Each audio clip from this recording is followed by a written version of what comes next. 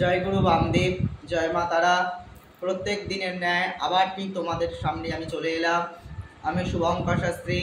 আশা মা করুণাময়ী উগ্রতারার আশীর্বাদ তোমাদের জীবনে, প্রত্যেকের জীবনে থাকুক। প্রত্যেকে ভালো থাকো, প্রত্যেকে সুস্থ থাকো, সৎসঙ্গের সঙ্গে যুক্ত থাকো। এবং অনুষ্ঠানের প্রত্যেককে বলবো, অনুষ্ঠানটি কেউ কেটে কেটে দেখলে অনেকের এরকম স্বভাব থাকে, তাতে কি হয়, কিছু জিনিস খামচে খামচে বোঝে, কিছু কিছু জিনিস খামচে বোঝে। তাই অনুষ্ঠানটি বলবো প্রত্যহ ফলো করো। কি তোমরা ঘরে বসে যে প্রয়োগগুলি বলা থাকবে সেগুলো ফলো করো, এবং তোমার আত্মীয় স্বজন, বন্ধু বান্ধব এবং তোমার কাছের বর্গের লোক বা তোমার কাছের রিলেটিভের মধ্যে যারা কোনো এরকম সমস্যার মধ্যে পড়েছে, যারা এইসব সৎসঙ্গের সঙ্গে যুক্ত, তারা জানতে চাইছে, তাদের কাছে অনুষ্ঠানটি শেয়ার করে দাও। চ্যানেলটিকে অবশ্যই সাবস্ক্রাইব করো এবং তোমার মনের তোমার কমেন্টে তুমি কি বিষয় জানতে চাইছো, কি সংকটের মধ্যে রয়েছো এবং কি বিষয়ের মধ্যে, কি দুশ্চিন্তার মধ্যে রয়েছে, কমেন্টে লেখো। আমি চেষ্টা করবো সেই কমেন্টের উত্তর দেওয়া। তোমার সমস্যার জন্য অবশ্যই আশ্রমে যদি মন চায় ফোন করো। এবং যারা জ্যোতিষতান্ত্রিক, আমার অনুষ্ঠান মানে, প্রত্যেকে বলবো আমার অনুষ্ঠান মানে জ্যোতিষতান্ত্রিক, এবং এই মন্দিরের শিষ্য ভক্ত যারা আছে প্রত্যেকে দেখছে এবং প্রত্যেকে এই সৎসঙ্গের সঙ্গে যুক্ত যারা আছে, প্রত্যেক জানে মা করুণাময়ী দিব্য দরবার মানেই তার কাছ থেকে কেউ খালি হাতে যায় না। এবং যারা মাকে দর্শন করছো, প্রত্যেকে তোমার মনের ইচ্ছা, তোমার মনের বাসনা ওই জগৎ জননী মা করুণাময়ী তারাকে তুমি তোমার মনোবাসনা জানাও এবং তোমার অন্তর থেকে মাকে মানসিক করো। ওখান থেকে বসে বসে মাকে জানাও। মায়ের কাছে একটি চামেলি দিলে প্রদীপ জ্বালাও, মায়ের কাছে একটি ধূপ জ্বালাও, 5টা ধূপকাঠি জ্বালাও, একটি লাল মোমবাতি জ্বালাও। তোমার যদি তাও সামর্থ্যের মধ্যে না হয়, ঘিয়ের প্রদীপ মাকে জ্বালাও। ওখানে থেকে মাকে জানাও তোমার অন্তরের ব্যথা। অনেক জায়গাতে অনেক টাকা খরচ করেছো, অনেক জায়গাতে অনেক অনেক তান্ত্রিকের কাছে গেছো। টাকা কাজ করতে গেলে টাকা অবশ্যই খরচ করতে হয়, সেটা অবশ্যই, সেটা আজকালকার দিনে যে কোনো জিনিস কিনতে গেলে টাকার প্রয়োজন হয়, অর্থের প্রয়োজন হয়। অর্থ ছাড়া আজকালকার মানুষের জীবনে কোনো কিছুই সেটা হয় না। কিন্তু সেটা বড় কথাটা নয়, একটাই বিষয়, যেটা হচ্ছে আমাদের টাকা পয়সা ঢেলেও মানুষের কাজের কাজ কোনো কিছু হয় না। মানুষ চায় তারা যাতে ভালো থাকে, মানুষ চায় যে তারা যে কাজটির জন্য গেছে সেই কার্যটা যাতে সাকসেস হয়, কিন্তু মানুষের সঠিক একটা জায়গা পায় না। তার জন্য একটি কিন্তু মানুষ সেই নানা রকমভাবে প্রতারিত হয়। মানুষ যে কোনো মানুষের কাছে বা তান্ত্রিক জ্যোতিষের শরণাপন্ন হয়, কিন্তু কাজ রেজাল্ট হচ্ছে না। যাই হোক, প্রত্যেকেই বলবো অনুষ্ঠানের আজকে মূল বিষয়, যেটা প্রত্যেকেই তোমরা দেখে নিয়েছো ক্যাপশনে, যে আজ যে বিষয় আমরা ভগবানকে ডাকি, ভগবান সবাই ভগবানকে কম বেশি আরাধনা করি, কিন্তু দীক্ষা তো নেয়, কিন্তু কোন রাশির জাতক জাতিকাদের কোন দেব দেবতা ছিল, 33 কোটি দেব দেবতা অবশ্যই আছে, কিন্তু তুমি ভগবানকে, কেউ কৃষ্ণ ভালোবাসে, কেউ কালীকে ভালোবাসে, কেউ শিবকে ভালোবাসে, কেউ মাকে তারাকে ভালোবাসে, এরকম বিভিন্ন ব্যাপার আছে। কিন্তু তুমি যার সেবা করছো, কিন্তু তুমি যার মন্ত্রে দীক্ষা নিয়েছো, সেই মন্ত্র নেবার পর তোমার জীবনে কি ডেভেলপ হয়েছে সেটা তুমি একবার দেখো। তুমি যে মায়ের আরাধনা করছো বা ভগবানের আরাধনা করছো, সেইটা আদৌ তোমার জন্য সুইটেবল কিনা সেটা আগে জানো। তুমি যে ঘরে ভগবানকে ডাকছো, আদৌ কি সেই ভগবান তোমার জন্য বাঞ্ছনীয়, সেটা আগে দেখতে পাবে।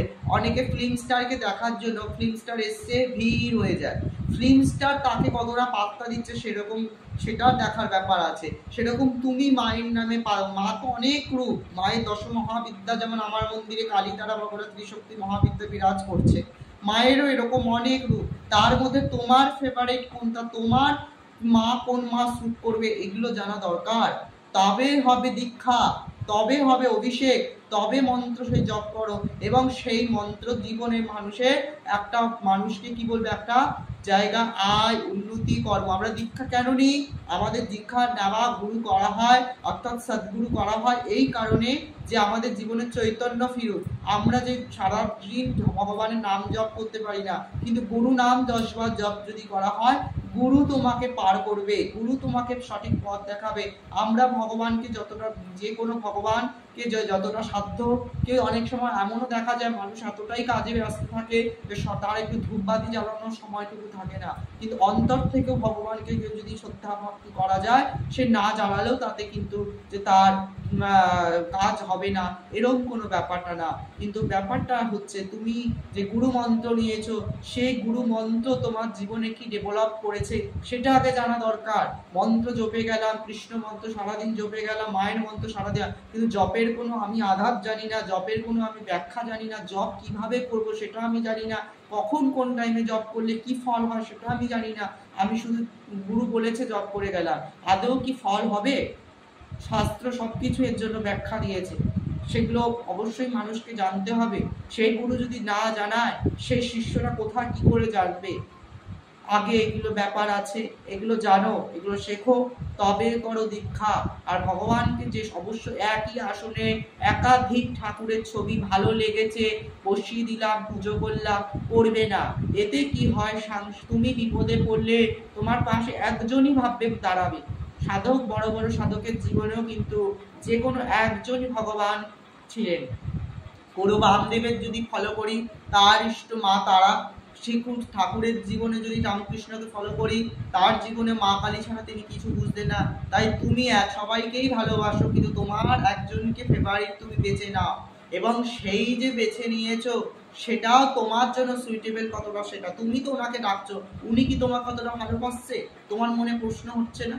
সেইটাও তুমি দেখো, জানো, তারপর কিন্তু ভগবানের দীক্ষা করো এবং ভগবানকে ডাকো। ভগবানকে ডাকতে দোষ নেই, কিন্তু ভগবান যার জন্য, যে রাশি জাতক জাতিকার জন্য যে ভগবান সুইটেবল, সেই মন্ত্রে যদি কেউ দীক্ষা, সেই মন্ত্রে যদি কেউ অভিষেক, সেগুলো যদি করতে পারে, তার জন্য কিন্তু খুব ভালো।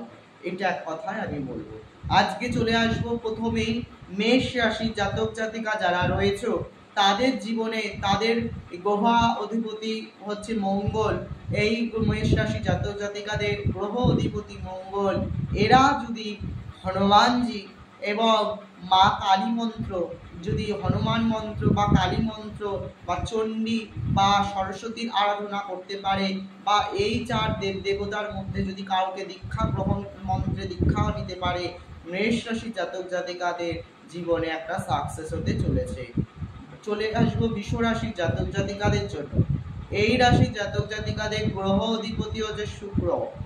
জাতক জাতিকারা যদি নারায়ণ, লক্ষ্মী, ষোড়শী, ললিতা বা সন্তোষী মায়ের যদি তারা নাম জপ, তারা যদি এই চার দেব দেবতা যেগুলো নামগুলো আমি বিশেষ করে ইন্ডিকেট করলাম, তাদের নামে যদি কোনো মন্ত্রে অভিষেক করা হয় বা তাদের মন্ত্র যদি নেওয়া যায়, কেউ যদি শ্রীকুলের থেকে যদি ষোড়শী মন্ত্র প্রদান করেন এই বৃষরাশির জাতক জাতিকার জন্য, বা তারা যদি কৃষ্ণ মন্ত্র সেবন করে বা কৃষ্ণ মন্ত্র দীক্ষিত হয়, বা সন্তোষী মায়ের যদি তারা বেশি বেশি আরাধনা করে, বৃষরাশির জাতক জাতিকা, সন্তোষী মায়ের পুজো সবাই কম বেশি করতে পারে, এটা কিন্তু ব্যাপার নেই, কিন্তু বৃষরাশি জাতিকার জন্য সুইটেবল এই চার দেবতা বেশি হবে। এবার আসবো মিথুন রাশির জাতক জাতিকা। মিথুন রাশির গ্রহ আধিপতি হচ্ছে বুধ। এই রাশির জাতক জাতিকারা যদি গণেশ, বিষ্ণু, কৃষ্ণ, দুর্গা, ভুবনেশ্বরী বা চন্দ্রঘণ্টার যদি আরাধনা করতে পারো, তাদের জন্য মিথুন রাশির জাতক জাতিকার খুব শুভজনক। আসবো কর্কট রাশি জাতক জাতিকা। এই রাশির জাতক জাতিকারা যদি কমলা, সিদ্ধিদাত্রী, শিব, গণেশ এবং এই চার দেবতা যদি মন্ত্রে দীক্ষা নিতে পারে এবং এই নাম এদের যদি কোনো নাম জপ করা যায়, তাদের জন্য কর্কট রাশি জাতক জাতিকাদের জন্য শুভজনক। সিংহ রাশির জাতক জাতিকাদের গ্রহ অধিপতি রবি। এই রাশির জাতক জাতিকাদের সুইটেবল বেশি হবে নারায়ণ, বজরংবলী, বগলা এবং কালরাত্রি। সিংহ কন্যা রাশি জাতক জাতিকার গ্রহ অধিপতি হচ্ছে বুধ।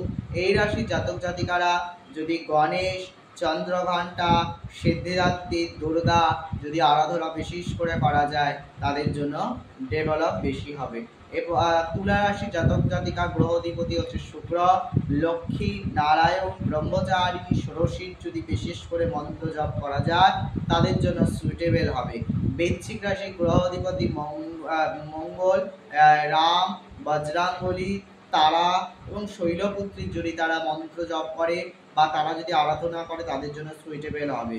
ধনু রাশির গ্রহ অধিপতি বৃহস্পতি। এই রাশি জাতক জাতিকাদের জন্য শুভজনক হবে কৃষ্ণ, নারায়ণ, গণেশ এবং সিদ্ধিদাত্রী। মকর রাশি জাতক জাতিকাদের জন্য অধিপতি হচ্ছে গ্রহ শনি। এই রাশি জাতক জাতিকারা হনুমান, কালী, শিবের যদি আরাধনা করতে পারে তাদের জন্য শুভজনক। কুম্ভ রাশি জাতক জাতিকাদের গ্রহ অধিপতি হচ্ছে শনি। এরাও যদি মহাদেব, হনুমান, কালী বা শীতলা যদি আরাধনা করে তাদের জন্য শুভজনক। মীন রাশি জাতক জাতিকাদের গ্রহাধিপতি বৃহস্পতি। এরা যদি নারায়ণ, কমলা বা তারা মন্ত্রে যদি অভিষিক্ত হয় বা তারা মন্ত্রে যদি করে তাদের জন্য সুইটেবল বা লাভজনক হবে। সময় যে নাই তবু বলে যাই, আমি ছিলাম, আমি আছি, আমি থাকবো।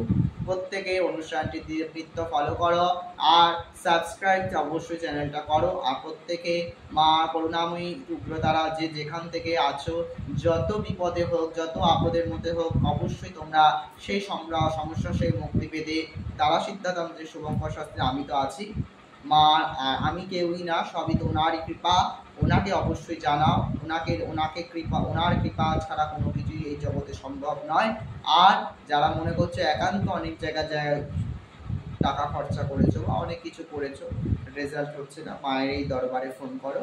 মায়ের আশীর্বাদে সেই সমস্যা কিভাবে তোমার সেই সমস্যা থেকে মুক্তি দিতে হয়, কিভাবে তোমার পুরনো ভালোবাসাকে ফিরিয়ে আনতে হয়, সেটা আমি খুব ভালো করে জানি। তা যাই হোক, আজ এই পর্যন্ত। প্রত্যেকে ভালো থাকো, তারা মায়ের আশীর্বাদ প্রত্যেকের জীবনে থাকুক। জয় মা তারা, জয় মা তারা, জয় মা।